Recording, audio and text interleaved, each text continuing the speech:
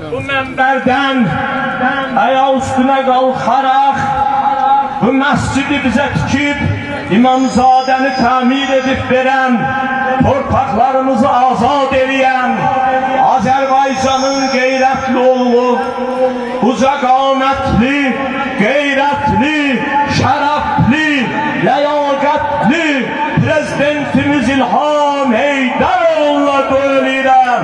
Amin. İlahi prezidentimizi xəta bəladan uzaq elə. İlahi prezidentimizi yaman gözdən, yaman dildən kənar elə. İlahi dövlətimə xidmət edən hər kəsi hifz elə.